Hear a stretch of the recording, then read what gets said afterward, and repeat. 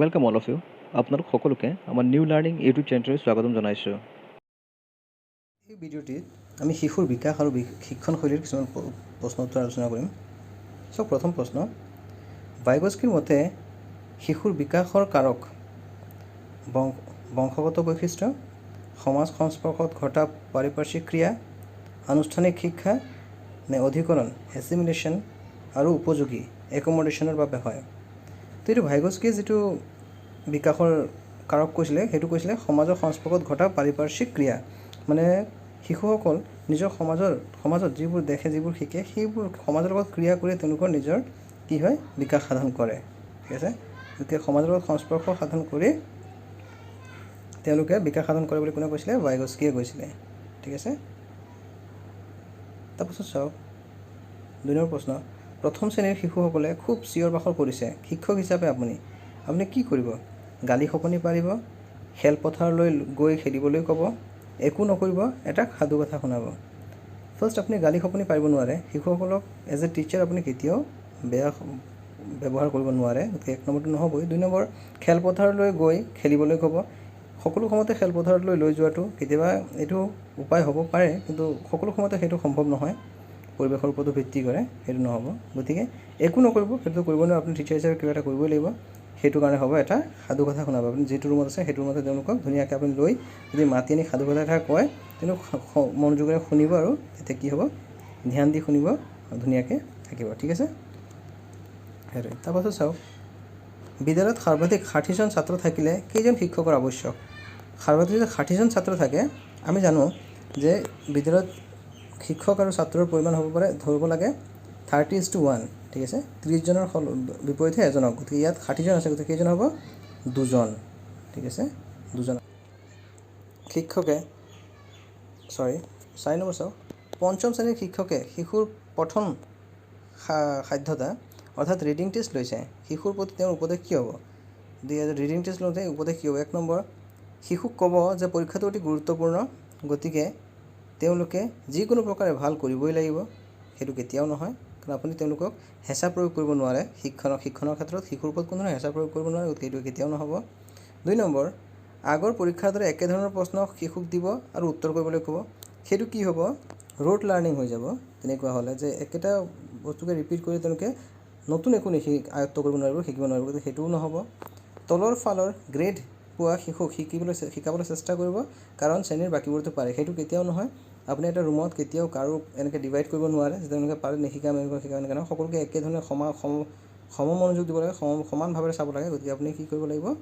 লাষ্টৰটো চাওক, সমান মনোযোগ দিব লাগিব। লাষ্টৰটো চাওক, পৰীক্ষাত আহিব লগা ধৰণৰ প্ৰশ্ন শিশুক দিব আৰু অভ্যাস কৰিবলৈ ক'ব। তেনেকৈ আপুনি তেনেকুৱা ছেইম সেইখন নহয়, তেনেকুৱা ধৰণৰহে প্ৰশ্ন এখন বনাই তেওঁলোকক দিব পাৰে আৰু ক'ব পাৰে যে তোমালোকে এইটো কি কৰা, অভ্যাস কৰা। ঠিক আছে, এনেকৈ ধৰণৰ কুৱেশ্যন আনচাৰ প্ৰশ্ন তোমালোকৰ পৰীক্ষাত আহিব পাৰে, গতিকে অভ্যাস কৰা, তেনেকৈ অভ্যাস কৰাব পাৰে। ঠিক আছে, তাৰপাছত চাওক 5 নম্বৰ, বাল্যাৱস্থাৰ সাম্প্ৰতিক ধাৰণা। বহু ক্ষেত্ৰত শিশু বয়স্ক লোকৰ সৈতে একে। 2 নম্বৰ, শিশু সকলো যুৱক যুৱতীসকলৰ দৰে ব্যৱহাৰ কৰিব লাগে। 3 নম্বৰ, বাল্যাৱস্থা হ'ল অপেক্ষাৰ সময়, ৱেইটিং পিৰিয়ড, নে বাল্যাৱস্থা এনে এক অনুপম সময় য'ত শিশুৰ বিকাশ আৰু পৰিৱৰ্তন সাধন হয়? তো সেইটো হ'ব 4 নম্বৰ, বাল্যাৱস্থা হ'ল এক অনুপম সময় য'ত শিশু বিকাশ আৰু পৰিৱৰ্তন সাধন হয়। আমি জানো যে যদি লেংগুৱেজ ডেভেলপমেণ্টৰ কাৰণে হওক বা স্কুল যোৱাৰ কাৰণে হওক বা বিভিন্ন বিকাশৰ ক্ষেত্ৰতো বাল্যাৱস্থা এটা গুৰুত্বপূৰ্ণ ভূমিকা পালন কৰে। ঠিক আছে, এইটো কি হ'ব? 4 নম্বৰটো হ'ব। ঠিক আছে, তাৰপাছত চাওক, শিশুৱে বিদ্যালয় এৰাৰ প্ৰধান কাৰণ কি? 1 নম্বৰ, শ্ৰেণীকোঠাত শিক্ষণ কাৰ্যৰ প্ৰতি আগ্ৰহী নোহোৱা। 2 নম্বৰ, শিশুক শাস্তি নিদিয়াৰ বাবে, পঢ়া শুনাৰ গোটেই ব্যৱস্থা অতি আগ্ৰহী নোহোৱা, নে শিশুৰ সমস্যাৰ প্ৰতি সহানুভূতিহীন নোহোৱা? ইয়াৰ উপকেইটা হ'ব পাৰে যে শ্ৰেণীকোঠাত শিক্ষণ কাৰ্যৰ প্ৰতি আগ্ৰহী নোহোৱা। ঠিক আছে, সেইটো হ'ব পাৰে, কিন্তু আমি বাকীখিনি চাই লওঁ যে শিশুক শাস্তি নিদিয়াৰ বাবে, এইটো কেতিয়াও হ'ব নোৱাৰে। শাস্তি নিদিলে তেওঁলোক নাহিব, এইটো হ'বই নোৱাৰে। শাস্তি দিলে বেয়াহে পাব, সেইটো উল্টা, সেইটো হ'বই নোৱাৰে। পঢ়া শুনাৰ গোটেই ব্যৱস্থাৰ প্ৰতি আগ্ৰহী নোহোৱা, তেওঁলোকে যদি আগ্ৰহী নহয়েই, ঠিক আছে, সেইটো বিদ্যালয়ৰ এটা কাৰণ হ'ব পাৰে। কিন্তু ইয়াত যিটো আটাইতকৈ দৰকাৰী বা কাৰণ হ'ব, সেইটো হ'ব যে শিশুৰ সমস্যাৰ প্ৰতি সহানুভূতিহীন অনুভূতিহীন নোহোৱা ঠিক আছে এতিয়া শিশু এটা নিজৰ ঘৰৰ পৰিৱেশতে হওক বা স্কুল পৰিৱেশতে হওক যদি তেওঁৰ যিবোৰ কথা বাৰ্তা আছে ব্যৱহাৰ আছে সেইটো যদি গুৰুত্ব প্ৰদান কৰা নহয় তেওঁ কি হোৱা দেখা যায় পিছুৱাই অহা দেখা যায় বা সেইবোৰৰ প্ৰতি অলপ অগ্ৰাহী মনোভাৱ প্ৰকাশ কৰা দেখা যায় সেইটো কাৰণে শিশুৰ সমস্যাৰ প্ৰতি কি হ'ব সহানুভূতিহীন নোহোৱা যিবোৰ সমস্যা আছে সেইবোৰ চালি চাব লাগে তেওঁলোকক বুজাৰ চেষ্টা কৰিব লাগে তেতিয়াহে শিশু কি হয় সহজতে মিলিব পাৰে বা শিকিব পাৰে ঠিক আছে তাৰপাছত চাওক 7 নম্বৰ সৃষ্টিশীল ৰচনা কেৱল সেইসকল শিশুৰ বাবে সৃষ্টিশীল ৰচনা কোনসকল শিশুৰ যিসকল নিৰ্দিষ্ট মানৰ পঠন সাধ্যতা আহৰণ কৰে 2 নম্বৰ যিসকল শিশুৱে শুদ্ধকৈ বানান জুটাব পাৰে আৰু শুদ্ধকৈ বাক্য লিখিব জানে যিসকলে শ্ৰেণীৰ বাতৰি কাকত বা প্ৰাচীৰ পত্ৰিকাত লিখিব পাৰে নে সকলো শিশুৰ বাবে চ' ওপৰৰ তিনিটা 1 2 3 কেতিয়াও নহ'ব কাৰণ এইটো হ'ল কেৱল ডিভাইড এণ্ড ৰুল নিচিনা হ'ব যে আমি কোনো শিক্ষা অনুষ্ঠানত বা কোনো ক্লাছতে ডিভাইড কৰিব নোৱাৰোঁ শিক্ষক কোনো কাৰো মাজত যে তেওঁ ভাল তেওঁ বেয়া এওঁক পঢ়াম এওঁক নপঢ়াম বা এওঁ ভালকৈ কৰিব তেওঁক বেছি গুৰুত্ব দিম এনেকৈ নহয় আমি সকলোকে সমমৰ্যাদা দিব লাগিব সকলোকে সমান চকুৰে চাব লাগিব ঠিক আছে গতিকে যিকোনো কাম হওক সৃষ্টিশীল ৰচনা হওক বা যিকোনো পঢ়াৰ ক্ষেত্ৰতে হওক আমি সদায় কি কৰিব লাগে সকলোৰ ওপৰত গুৰুত্ব দিব লাগে গতিকে ইয়াত কি হ'ব সকলো শিশুৰ বাবে ঠিক আছে সকলো শিশুকে আমি উৎসাহ যোগাব লাগে যে তেওঁলোকে তেনেকুৱা কাম যাতে কৰিব পাৰে বা আগবাঢ়ি যায় তেনেকৈ কাম কৰা ঠিক আছে তাৰপাছত চাওক আপোনাৰ মতে অত্যন্ত প্ৰতিভাশালী শিশুৰ বাবে কেনেধৰণৰ শিক্ষণ আঁচনিৰ প্ৰয়োগ কৰিব লাগে কি ধৰণৰ পৃথক বিদ্যালয় সামৰ্থ্য অনুযায়ী পৃথক গোট গঠন উন্নত শিক্ষাৰ ব্যৱস্থা এনৰিচমেণ্ট প্ৰগ্ৰামছ নে ওপৰৰ সকলো তো যিবোৰ অত্যন্ত প্ৰতিভাশালী আছে তেওঁলোকৰ কাৰণে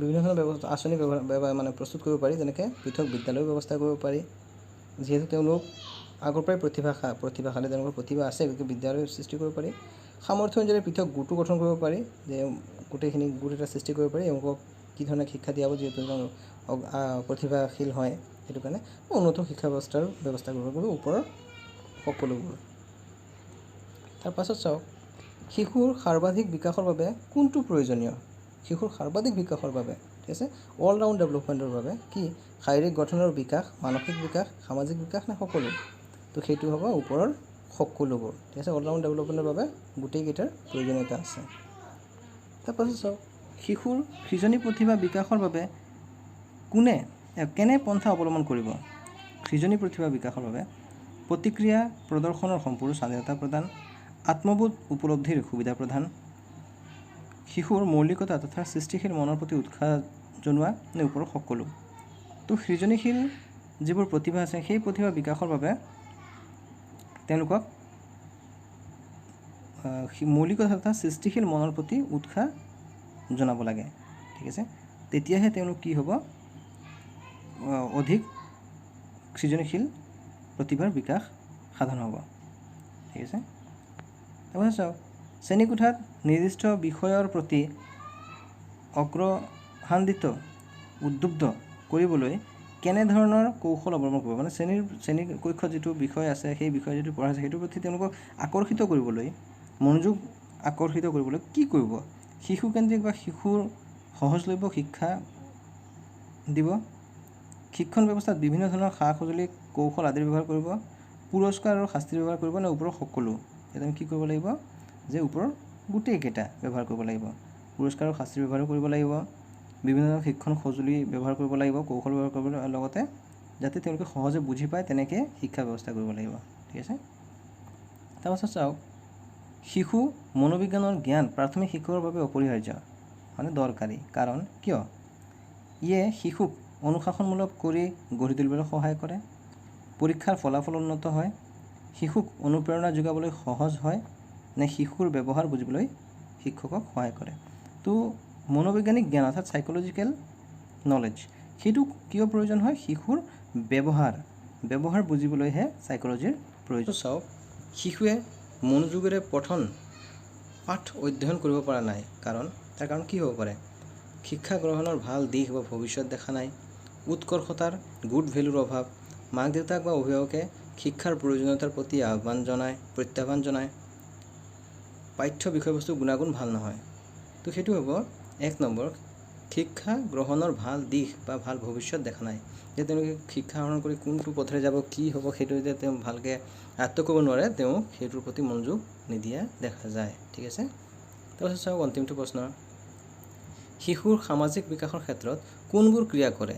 কোনবোৰে ক্ৰিয়া কৰে সামাজিক বিকাশৰ ক্ষেত্ৰত? পৰিয়াল, শিক্ষক, লগৰ সমনীয়া নে বিদ্যালয়? ইয়াত অপশ্যন দিয়া আছে, ক চাই ল'ব পাৰিব, ক, গ আৰু ঘ, নে 2 ওপৰৰ সকলো, 3 খ, গ আৰু ঘ। আমি জানো যে শিশুৰ সামাজিক বিকাশৰ ক্ষেত্ৰত পৰিয়াল, শিক্ষক আৰু লগৰ সমনীয়া, বিদ্যালয় সকলোৱেই সামাজিক একোটা অনুষ্ঠান হিচাপে ধৰি ল'ব পাৰি বা বুজিব পাৰি। গতিকে ইয়াত সকলোবোৰে পৰিয়াল, শিক্ষক, লগৰ সমনীয়া, বিদ্যালয় সকলোৱে প্ৰভাৱ পেলায়। গতিকে কি হ'ব? 2 নম্বৰটো ওপৰৰ সকলো। ঠিক আছে, তো আজিৰ কাৰণে ইমানেই।